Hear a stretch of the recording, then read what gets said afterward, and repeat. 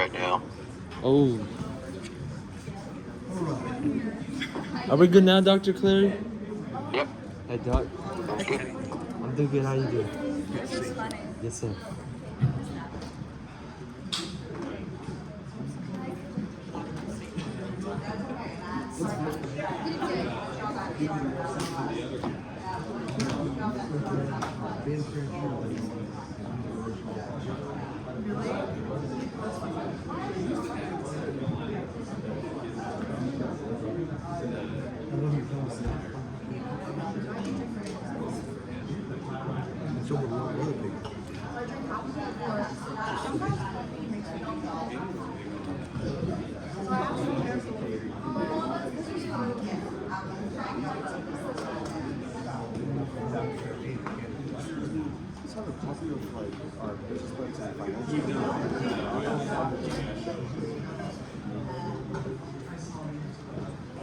You can tell us anything unless it works. Make it sound good. Yeah, make it sound good.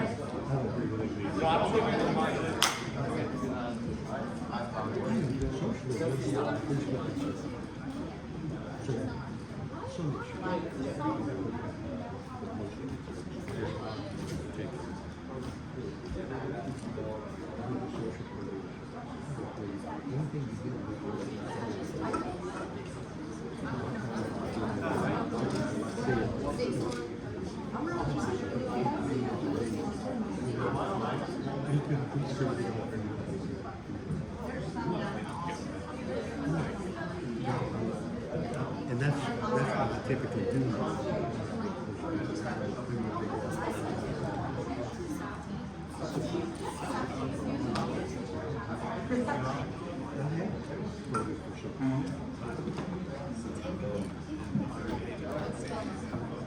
Well, that's the thing, they've got So, Can you see and hear? used to.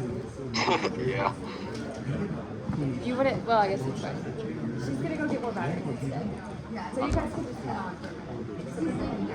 So that's why I want to bad division.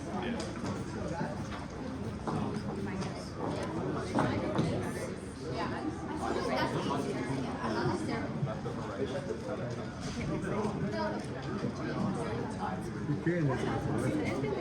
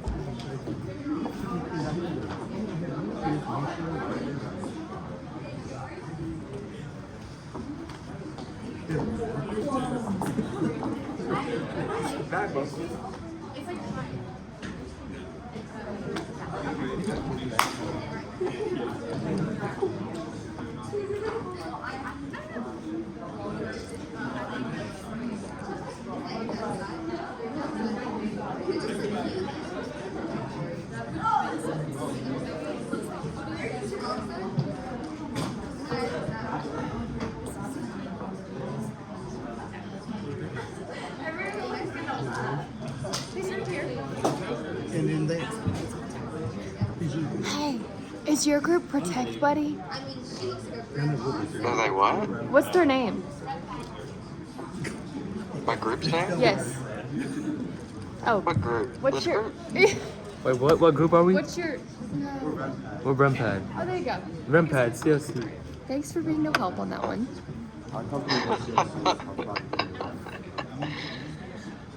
Our mentor.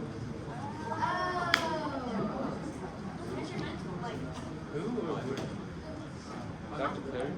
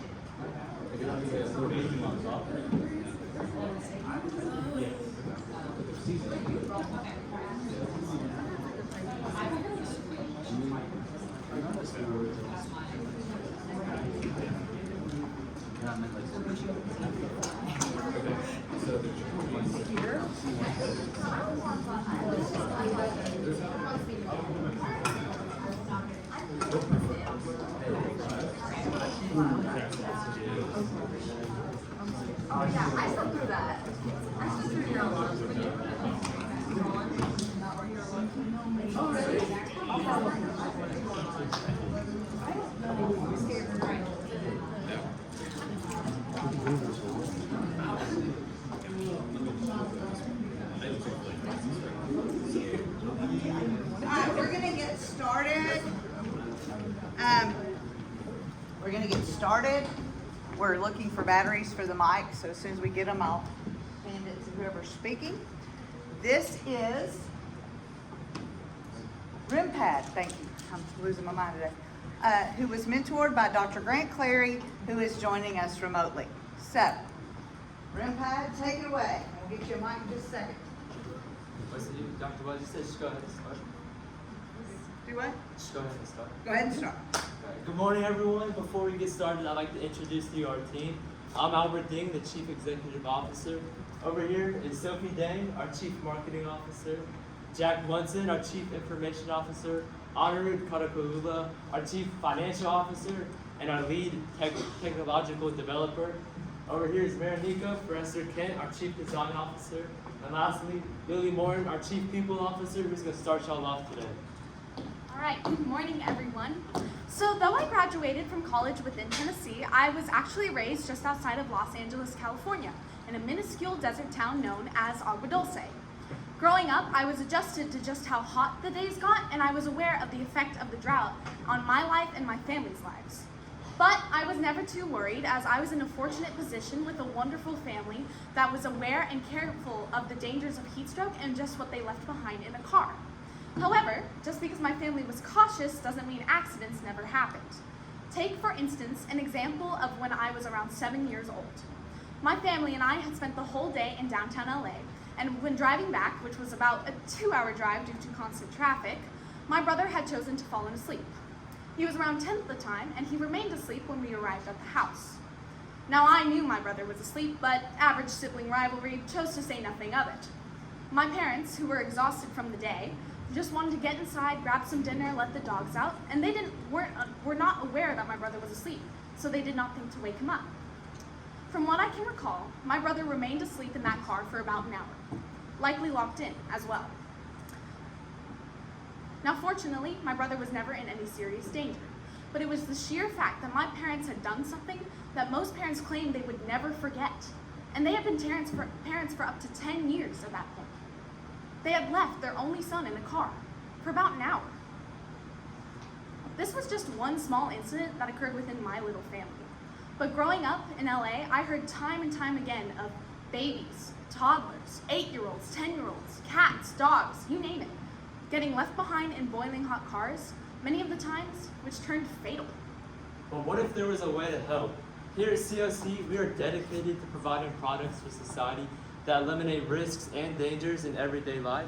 We're based in Houston, Texas, and most recently, we've launched our RemPad, and our Chief Design Officer, Mariniko, will take on for that. Thank you, Albert. As Chief Design Officer here at CLC, I'm excited to discuss with you about the makings of RemPad. RemPad is a high-tech elastic sheet incorporated with pressure and temperature sensors, as well as an antenna-equipped chip for signal transmission and reception at a specific frequency. This rectangular cushion with rounded edges is custom tailored to fit the standard car seat. Sporting a sleek color scheme with a black center surrounded by modern gray borders, RemPad is not only stylish but also boasts functionality. In the future, we hope to provide our customers with the opportunity to customize RemPad for their liking.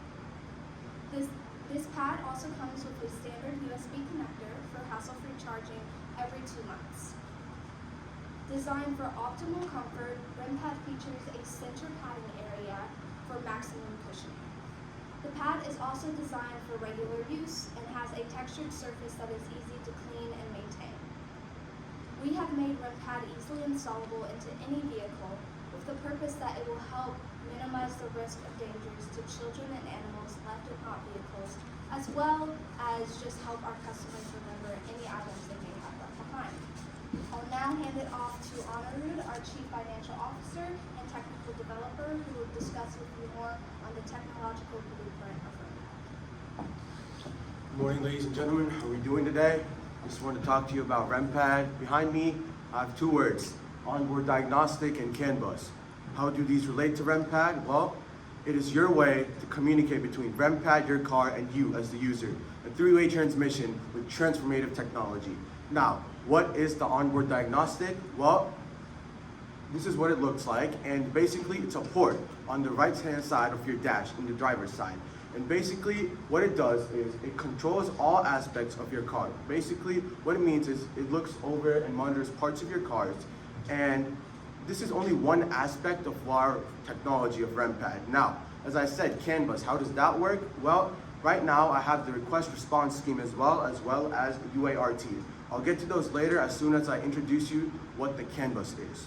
So the CAN bus is basically known as the control area network of your car, and it's basically the heart of your car. It controls all electrical components of your car, and what that means is, say you want to roll down your window, right? Your CAN bus is in charge of that.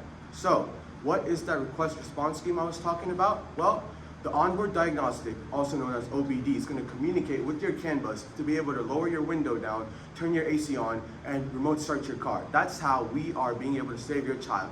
RemPad is banking on this technology to be able to make a change. Now, the protocol between the OBD and the CAN bus is known as the UART, also known as the Universal Asynchronous Receiver Transmitter. It's just the name of the communication between these two, and it's basically one part of the 3-way transmission. Now, with the purchase of RemPad, you are saving your child's life. As well, you're gonna also get an app too. To detail that further, I'd like to pass it off back to our Chief Design Officer, Mariniko Forrester-Kent. So, in order for RemPad to be operable, the CLC has created an app that correlates with our product. This app has 4 main features which I will be talking about with you today. Our first one and our most innovative one uses artificial technology to help RemPad decide what actions it needs to take according to what is being placed on the pad. In order to do this, the user will text or send an image to the app on what is being placed onto the pad so that RemPad can make these actions. For instance, if a child is left behind in the car, RemPad will take more extreme actions in dangerous situations than it would if items such as groceries were left in the car. Our second feature is our pressure and temperature sensor readings. These, as long as RemPad is active, the app will continue to take readings of the temperature in the car and the pressure on the RemPad. This is easily accessible to the customer if they want to monitor the RemPad as it's being used. Our third aspect is our notification system. This includes both normal and push notifications. So not only will our app alert you if you left anything behind, but it will also alert you if RemPad has to go into that emergency protocol. And this would be rolling down the windows. This would be rolling down the windows or possibly calling the authorities. Speaking of emergency, our last feature is our emergency contacts. Now, our app will come with preset emergency contacts such as 911 and EMT. However, our customer can also put in their own emergency contacts. We know there may be situations where the customer can't respond to the alert because they're dealing with the situation themselves. This way, RemPad can alert their emergency contacts that a dangerous situation is happening in the car. Along with our app, we have created a website for prospective customers to learn more about our company, our mission. They can read up more on RemPad and how it will be beneficial to them. They can also find contact information to our customer service team if they have any further questions. I'll now hand it off to Jack, our Chief Information Officer, who will talk to you more on statistics. Thank you, Marinika. Good morning, everyone. And as you can see right behind me, I have gathered some statistics in order to prove to all of you the necessity and relevance of RemPad in today's society. So first off, I would like to divert all of your attention to the graph on the left. This graph shows the relationship between the inside temperature of a car as well as the elapsed time since the car has been turned off and how that all relates to the outside temperature on a given day. So as you can see with the graph, temperatures over just 70 degrees can cause the inside temperature of a car to raise over 110 degrees Fahrenheit within the first hour of the car being turned off. Beyond this, as you can see, the slope of the graph is very steep. In the first 10 minutes, the temperature within the car can raise 20 degrees. On a day like today, where the high is 89 degrees, that can be devastating for a child left in the car for even just a few minutes. Now, for the graph on the right, this shows the amount of children that have lost their lives due to heat stroke in hot cars since 1998, the number being around 970. This averages to about 38 children per year, which, to put that into perspective, is almost one child losing their life every 10 days. Now, it's easy to brush these statistics to the side and say, well, I'm a careful parent and I'm a good parent, and I would never let this happen. However, research by David Diamond from the University of South Florida shows that this cannot be relied on. He researched a term that he coined forgotten baby syndrome to describe the process of parents leaving their children unattended and unknowingly in the backseat of their car. And with forgotten baby syndrome, he connected 2 separate brain systems to it. The first of which being the prospective memory system, which is controlled primarily by the hippocampus and the prefrontal cortex in your brain. Now, what the prospective memory system does is it determines future actions that you plan to complete. For example, when a parent puts their child in the backseat of their car, the prospective memory system is what reminds them to remove the child from their car when they stop to drive. However, this frequently comes into conflict with the habit-based memory system, which is primarily controlled by the basal ganglia in your brain. Now, what the habit-based memory system does is it acts as the brain's autopilot system. So what it does is controls routine actions or actions that require a minimal amount of thought. However, another key aspect of it is that it seeks to maximize the reward and the speed of an action while also minimizing the amount of thought required to complete the action. So in the case of forgotten baby syndrome, the habit-based memory system can many times take over the parent and cause them to leave the car without even thinking of their child. So in this case, it has dominated the prospective memory system, causing the parent to forget their child in the rear seat of their car. Now, how can RemPad prevent this? Well, in the cases that Diamond discovered where the parent did remember to retrieve their child before it was too late, there was a distinct sensual cue, such as realizing that they didn't have their baby in their arms or looking into an empty crib. And this sensual cue reactivated their prospective memory systems, allowing them to go back and retrieve their baby before it was too late. What RemPad does is provides this cue to the user. It sends notifications directly to their phone, and it sends them over and over again, making it an unignorable cue. And even if the user does manage to ignore the cue, it can step in and interact with the car in order to prevent the baby's death. Now, it's still easy to brush this off and say that I'm a careful parent, that I'm a good parent. However, this still cannot be relied on, as there is a key aspect of Diamond's research that I have yet to mention. And that is the fact that all of the people he studied within the Forgotten Baby Syndrome case, all of the people he studied came from different backgrounds, different education levels, and different incomes. What this shows is that this can happen to anyone. It doesn't matter what background or what situation they come from. Forgotten baby syndrome can still happen. And that is because it is rooted deeply within human psychology, and no amount of being a careful parent can change what is in our nature. So here at CLC, we like to ask this question to our prospective customers, and that is, how much is your child worth? Because I believe that $70 is a low price to pay for ensuring the safety and sanctity of your child and your future. Thank you. And now, let's take a break from our presentation and think. Do you feel your socks on your feet? Do you feel the inseams of your shoes surrounding your feet? Do you notice that your feet are at a different temperature from the rest of your body? Our brain typically skips over these recurring details because of exactly what Jack brought up. Our habit-based memory system. Our brains tend to go on autopilot because it takes less energy, it's more comfortable, and it's easier not to think.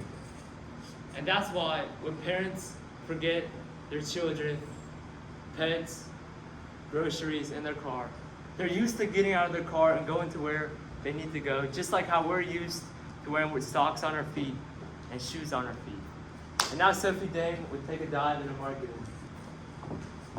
So our main market consists of new parents with babies, as well as all parents with children under the age of 15, which makes up about 25% of the world population. Our secondary market consists of people with dogs, cats, and other pets, which makes up about 57% of the population. We are also targeting towards those with disabilities, as well as people who just tend to leave perishables in the back of their car after grocery shopping. So our main target are new parents, not just because the RemPad is mainly used for small children, but also because new parents are more familiar with downloading new apps from on their devices and adapting to new technologies, as opposed to older generations, especially if these new technologies ensure their kids' safety.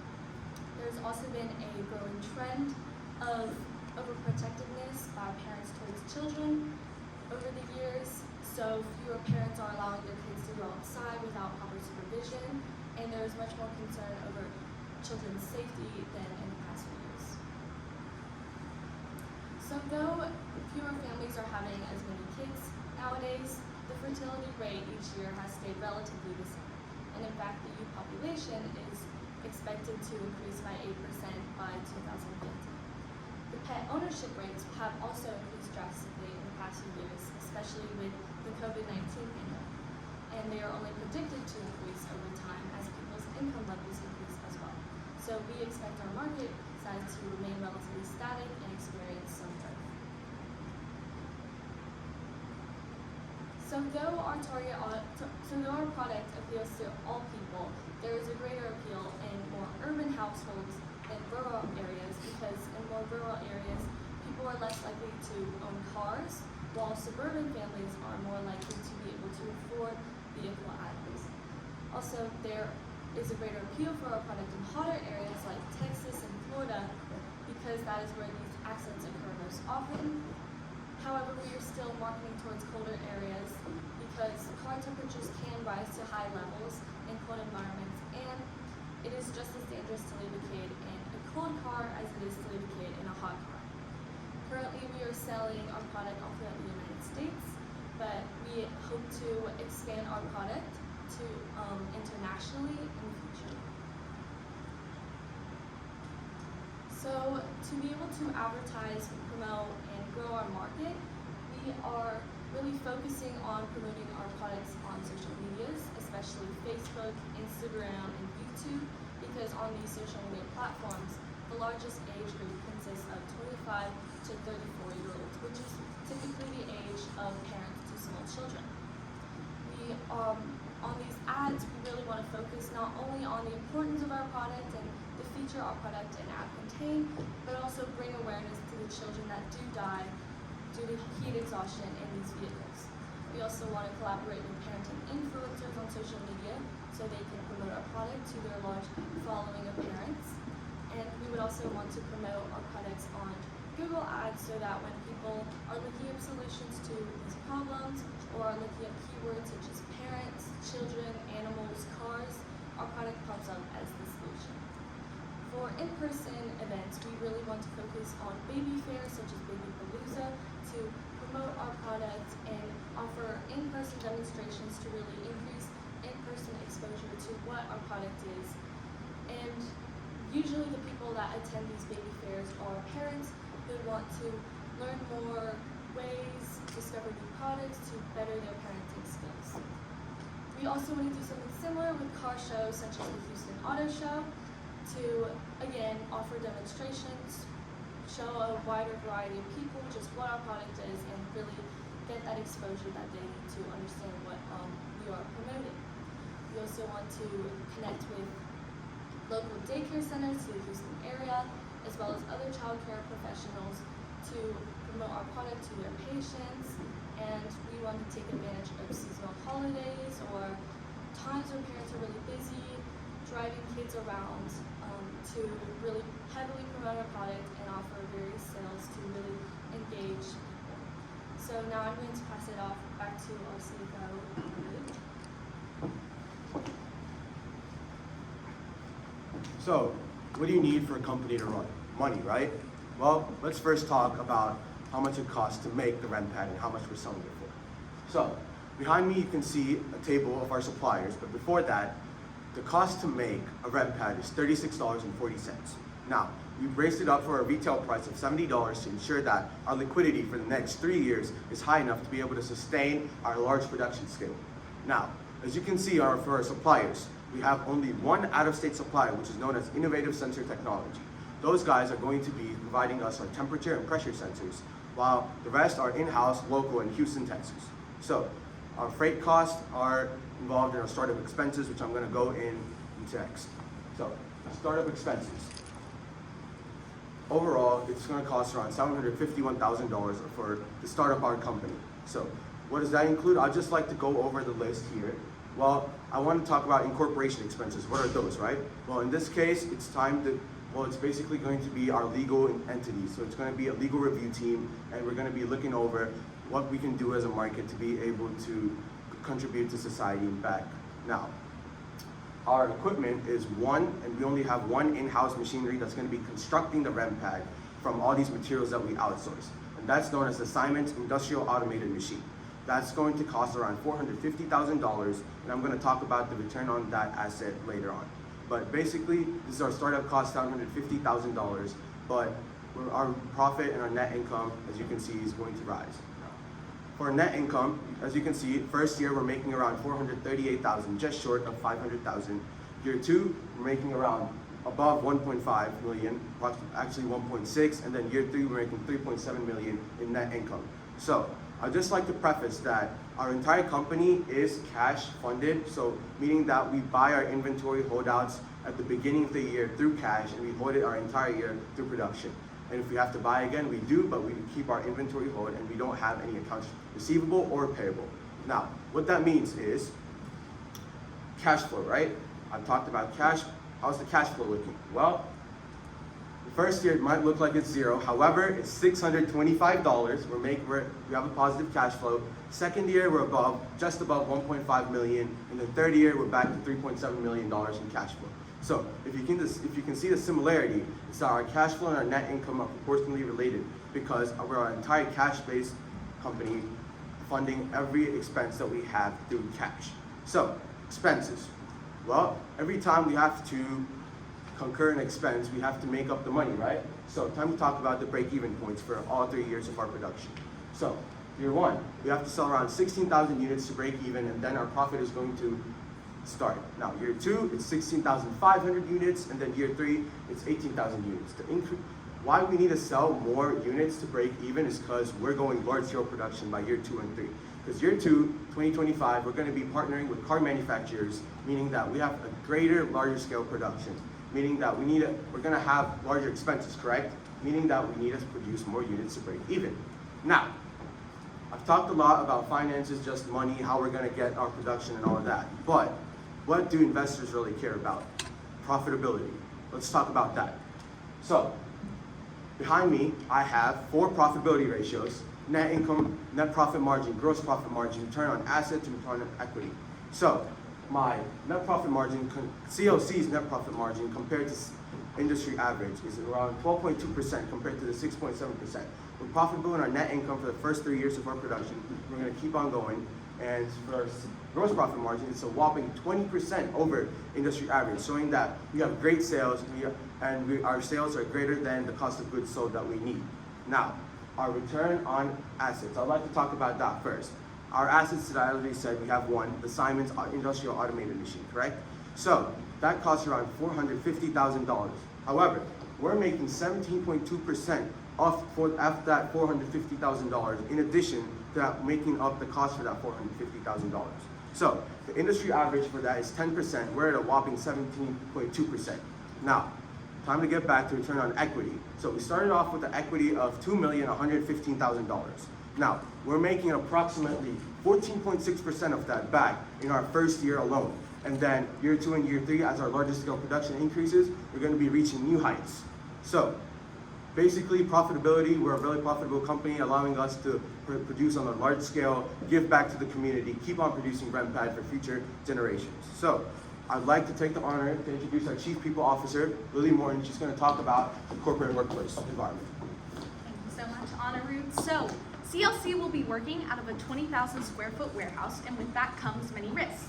We want to be a workplace that is both productive and comfortable, and to do that, we would like to focus on safety. For anyone who is working on the manufacturing floor, they will be required to go through heavy industrial training with any machines that they will be working with. And we also want to provide basic safety procedure training for everyone who is involved within the building. However, and I will touch on that more later. However, we also want to make sure we have a secure facility, which includes locks on doors, security cameras, and in the future, a key card system for employees. Another asset to CLC is our united workforce. Because we are such a small company and starting off with a small number of employees, we will have more intimate relationships and stronger connections. And because of that, it will be beneficial when we later introduce more employees to the company. To foster these connections, we will have a large kitchen and large break room for the employees' required 30-minute lunch breaks and any other 15-minute breaks they will have throughout the day. However, we are still a manufacturing company and we do not want to encourage too much horseplay. Because of that, we will ensure that we will have outside of work activities, which can range anywhere from karaoke to Christmas parties. Now further on to training. As mentioned earlier, we do have one large piece of equipment, the Siemens Industrial Automated Machine. Anyone who will be using this on the work floor will be required to go through heavy equipment training with standards provided by Siemens.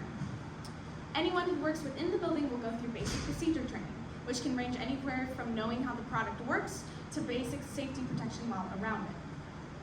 I'd also like to quickly touch on onboarding. When it comes to introducing new people to our company, we immediately want to make sure that they know our standards and expectations of them as an employee, which includes training. As a result, our C-suite team will be available at any time for new employees when they have any questions regarding training, safety, or their jobs in general. And unfortunately, with the topic of onboarding comes the topic of offboarding. When an employee is leaving CLC, we hope that any connections they have made here at the company will help them find a larger job in the future. But we also want to ensure that we will provide feedback, resume, and reference help, which can be anywhere from telling them what they could have done better, letting them know what skills they are exceptional at, and helping them find a job that might fit them more securely. Finally, I'd like to touch on benefits. CLC has allotted $140,000 from, which is about 25% of the employee payroll on top of their already given salaries and wages. These benefits include a 401k, which the employee can pick a percent of their paycheck to put into the retirement fund. The largest of the benefits will be health insurance, which we have taken about $80,000 from the $140,000 allotted. And from there, CLC will pay 70% of any health fees they might have, while the employer pays the other 30%. We also hope to improve on this in the future as we partner with Humana Insurance. Another benefit we have is life insurance. Employees will receive $300 per month and can actually pay to receive more in the future. Finally, a few family benefits. For employees with a family of 3 or more back home, we want to provide up to 8 weeks off, but with the requirement of 12 online work hours per those weeks. Also, for every employee, we will provide 7 days of paid vacation that do not need to be consecutive, nor do they take away from your sick days. I'm finally going to end it off with our CEO, Albert Dean. All right, let's take a look at our 2-year growth plan. And the first stage is establishment. That's our manufacturing warehouse in Houston, Texas. And then also our legal entity, which is trademarks, patents, FDA approvals, FCC licenses, business licenses. And after that, we enter our product pre-launching phase, which is testing our product and launching our pre-launch campaign on social media. And after that, hit our big one, our product launch. We plan on hosting an in-person product demonstration along with the press conference to get to journalists, put our names on the news. And once we've launched our product and started our sales, we'd like to expand our advertisement. That's more social media, making a bigger name for ourselves, baby shows, a lot of things that Sophie mentioned earlier in marketing. I want to emphasize on car shows, because after that, our biggest thing in 2025 is a car partnership. There's a piece of legislature being passed in 2025 that requires all cars to have some sort of rear occupant alert system. And we plan on partnering with big car companies such as Honda, Ford, or Toyota to create a 5% royalty on our product. And after that, we have big plans for product expansion, adding new technologies, upgrades. We have big plans in our future. We'd love to have you on board. And I'd like to leave you with one thing. RemPad, a safe feature for your future.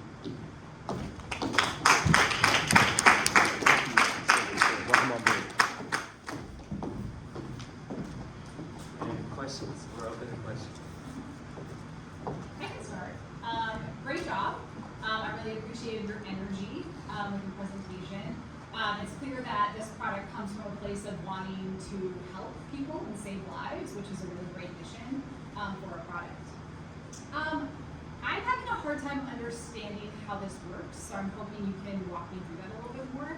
So if someone, like let's say my kid's in the back seat, it's 100 degrees out, I leave them there to run into the grocery store for 20 minutes. I think it's going to be a quick trip.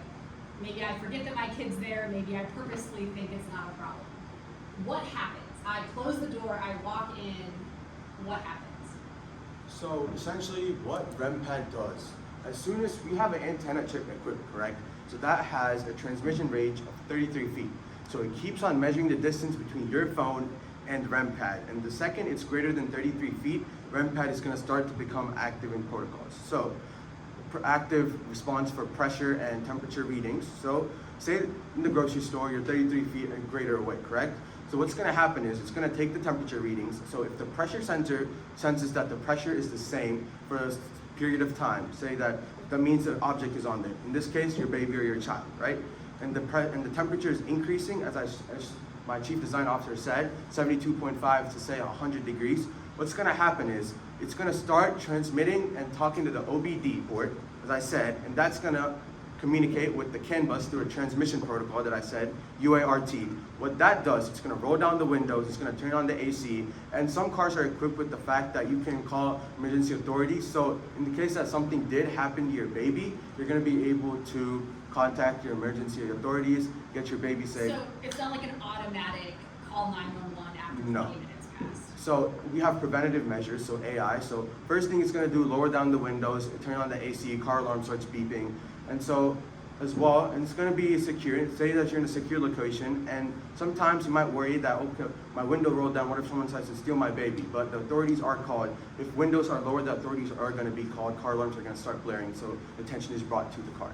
And I just want to address your thing about like purposely leaving your baby in the car. So the first step is it sends a push notification to your phone, and if you don't respond, then it takes additional measures like rolling down the windows.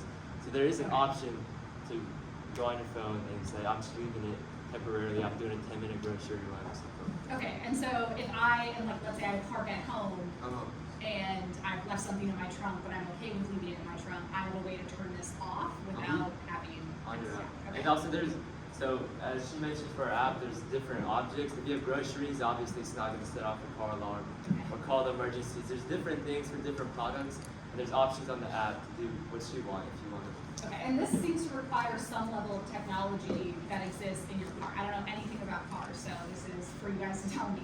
But like, what year of car would I need to have technology that would allow for this to actually talk to my car? So the OBD port exists in every single car since 1996. OBD2 to be exact, that's the new from 1996 car manufacturing models. Any car is compatible because they either have the onboard diagnostic or the advanced version, the onboard diagnostic 2.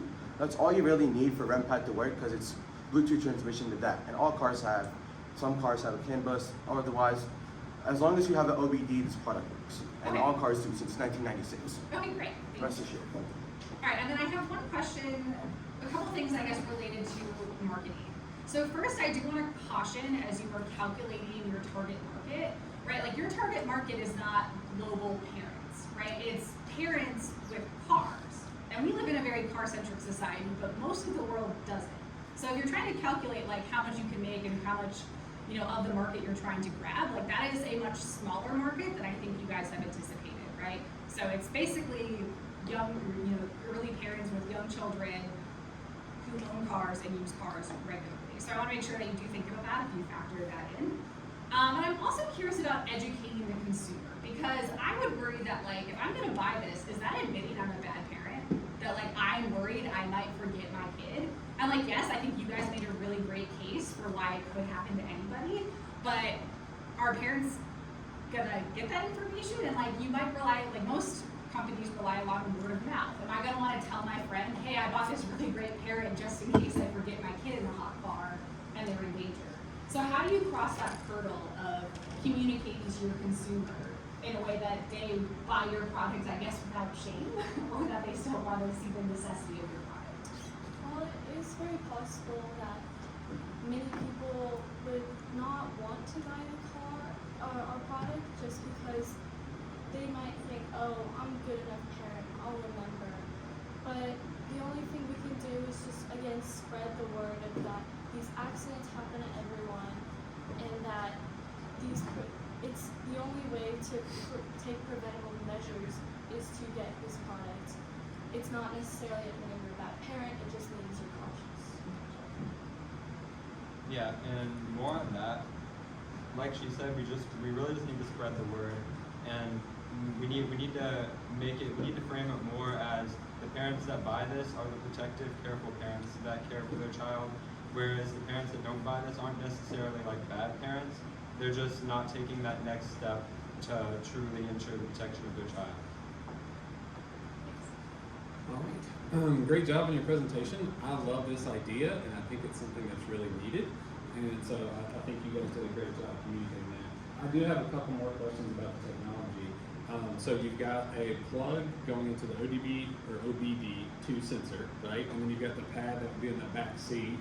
Are we communicating wirelessly or Bluetooth, or what's the connection? Since we have an antenna-equipped chip, it's a Bluetooth transmission privatized with security measures so no one can tap into it, but it's entirely wireless, and yeah. And then how is the notification getting from the car to my phone? So RemPad is actually so what happens is the lack of connection that produces the actual RemPad to start activating. So the notifications, once you're within 33 feet, you're gonna get a notification, like all notifications, RemPad's gonna say window lowered. But what happens is you're pairing your phone with your car, just like you have Bluetooth with your car, correct? So this is Bluetooth with your car for your phone. And basically what you're doing is, if your window rolls down, you're gonna get that notification because OVD port is going to store that something happened to it, the window rolled down. So it's a lack of connection that really triggers the notifications to come. Okay. Who's going to install this? So it doesn't have to be professionally installed. You just take a Mac, you just pair it with your phone, and you just pop it on the seat. Okay. So any mom, any dad can do this. No That's the professional idea. installment required. So that's like one of the pluses compared to our competitors who needs to be like professionally installed into the seat and all that stuff. You don't require that. All you have to do is take the Mac, put it on your seat, put anything on there, and you're good to go. And I think you guys had a screenshot early on, excuse me, early on in your presentation that showed every time you turn the car on, you have to tell the RemPad what's on it, whether it's a baby or groceries or something like that. Is that correct? So that's actually like the first time you have the RemPad and you place the first object on it, the app prompts you to ask what type of object you put on it, and it sets that as a default setting. So if you want to go back and change, you can go back. It's not like it's not every It's time. not every time. No. Okay, good. I saw that as a potential hurdle if you're going to input data into it. And to add on to that, so to be user friendly, you can just take a photo. That's what we're gonna do. You can take a photo, you don't have to type it in, you can just take a photo, it's gonna understand with AI, machine learning process. One thing I think would be interesting, what you'll see as people go through different life events, is there's 3 different time periods that people are willing to spend a whole lot of money. When somebody gets married, when somebody dies, and when somebody has a new baby. I actually think you guys are too cheap. I think $70 isn't enough. What you will find, and I've done this personally, is when you go through a store and you're registering to get gifts to have it when you're going to have a child, you walk around with a scanner and you scan every single thing you want. And you don't really look at that price tag. And then you send that list to other people and they buy stuff based off of that list. I think with you guys having a cost of $36, I think you should actually go up in price. I think you should be $100 to $150. If you look around at other competitors in the market, for example, cameras have become really popular in the child world in the last several years. Cameras can detect the temperature in the room, they can detect if the baby is moving, there's all kinds of stuff that's out there. To buy a camera like that, a lot of them are $200 to $300. And they have an app, they have AI in them, there's a lot of tech there. I think for you guys to really take off and make a whole lot of money, you need to increase price. And that will give you funding to actually add more tech in the future. So keep that in mind, because right now, if I had it written down right, you said around $36 for cost, selling it for $70. If you increase that price to $125, you increase that to $150, you make it much more interesting on the financials and for potential investors moving forward. So just keep that in mind. I want to say one more thing. I think you mentioned at the end 2025 legislation coming up. Can you expand on that a little more? There's like a legislation saying all manufactured cars past 2025 need to have some sort of rear occupant alert system. Okay. And Jack can expand a little bit on other cars that have built-in systems already. Yeah, so car manufacturers are already taking their own advances into making their own rear occupant alert systems. The primary ones are the screen reminder, the door logic system, and as you said, the cameras, the motion detectors. However, RemPad has benefits over all of these because it doesn't only alert to your phone, it doesn't only give you alert, but it's also cheaper, it's easy to install, you don't have to buy a whole new car for it, and also it can prevent anything. It can step in and interact with the car to prevent any fatality from happening. But what we plan to do is past 2025, we plan to license our product out to different car manufacturers so that they can pre-install it into the seat and make it cheaper for our consumers. So would you guys continue to sell the RemPad and license it to manufacturers? Yes. We Yes. license our software, however, we're going to take our own upgraded technological advances. So we're going to have a revenue stream there as well, with our royalties that we collect off the car manufacturers. It's a whole lot simpler to get a check in the mailbox if Toyota, Ford, Honda, your other companies are going to be doing this. There's a lot of moving pieces to manufacture.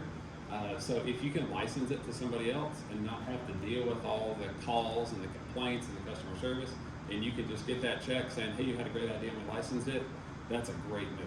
So if you could get this on board with the manufacturers, you have a whole lot less moving pieces. But great job, guys. Again, I agree totally with what my colleagues here have said. Y'all have a really good idea here. What's the size of it? Does it fit across the whole back seat, or? It fits on like just behind of the car seats. So you put it on just one of them and then you place your baby, your groceries on it.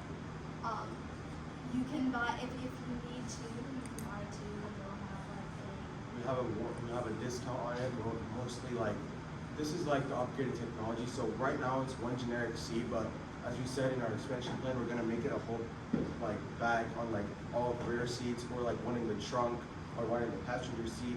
So basically right now we started off small, but as production increases, we're gonna increase seat size. We're just gonna keep on expanding. And maybe you may have explained this and I just didn't pick it up. Is it going to determine, does this have some way of knowing what you've got in the back seat? Yes, sir. So How does it do that? So your RemPad item list, it's in the app that's involved. So all you have to do is take a photo of what's on it, and directly through AI and machine learning processes, it determines what you have on that seat, and it adds it to the RemPad item list. And so based on that, it takes a preventative measure like it needs. So if you like put the baby carrier on it and it takes it, it's gonna detect that it's a baby, and it's gonna put like high protocol and high security measures. But if you have like a banana or like vegetables, you just take a photo of it. It's not really gonna say, well, we have to call the authorities or anything. It's just gonna give you a gentle reminder every 20 minutes. Are you going to have to take a picture of what's in the back seat every time you use it? Well, unless you change it off, and it's really a quick process, like 5 to 6 seconds. It's whip out your phone, just take it, and that's it. So about that, so as I told her, so every time it senses like a new product. So the first time you put something on the seat, or recognize it, go, oh, I haven't seen this before. And it'll prompt you in the app to describe what object it is. If you have the same object, it won't prompt you. But let's say you switch one day from a car seat to groceries, you'll get a prompted notification saying, what is this? And you put it in through the app, so you don't have to do it every time. So is the phone the way you're taking the picture? Yes. Okay. That's just one option, or you can put it in manually. Okay. How do you think people are going to take to, and just two different ways of doing it, let's say they bought a new car, nice leather seats, looks beautiful. Are they going to want to lay the pad down over those seats? Well, the black and gray colors of the seat, it's just what we have for now. We are offering our customers to like customize RemPad if they want to make it look more like their car. Because we do know that aesthetics is important as well. Yeah, so rather customized, and about the car manufacturing, the licenses in the future, like the high-tech cars hopefully have it built in the system so it doesn't affect this thing. Y'all say that, and I agree with you, car manufacturers are being regulated into doing this, and some self-regulation as well. But they've got engineers already working on this. How are you going to offset that factor that they've got engineers that are going to build it into the existing seat? And so how are you going to convince them to use either your technology or your pad, either license the technology to them or the pad? What's your advantage there? What's the advantage to the company? So what RemPad provides that these other things don't is it can step in and interact with the car in order to prevent any fatalities from occurring. And beyond that, it is also much cheaper than the competition. Whereas, as you said, motion detectors can be up to $300. They're incredibly expensive. And then they can also be inconsistent, such as detecting motion on the outside, or if your baby is asleep, for example, there's no way of detecting it. And then there's also door logic systems, which is basically you open the door, and then if you don't reopen the door when you turn off the car, it can like turn on your car alarm and stuff. However, that can just be a nuisance, because if there's not really a problem, you just have to open your door again for no reason. The final one that car manufacturers have really been pushing is the screen reminder. Flashes up on your screen saying check your rear seat every time you turn off the car. However, back to what I was talking about with forgotten baby syndrome, the habit-based memory system can overtake the prospective memory system there, causing you to not even realize that it's flashing that reminder and you step out of the car without even looking.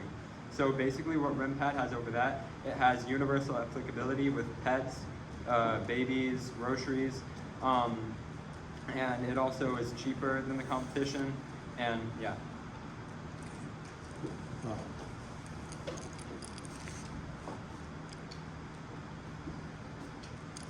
It's very good. And I agree, I think you need to charge more for it because people appreciate things in direct proportion to what they pay for them. Quick example, I used to sell a product years ago and I had them for $15 a piece and I couldn't get rid of them. I raised them to $20 and people started buying them. So be sure you get the quality across there, but good idea. It's gonna save some lives. Thank you so much. So much for your job.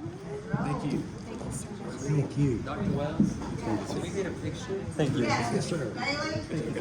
Thank you. Thank you. Thank you. She's being held up.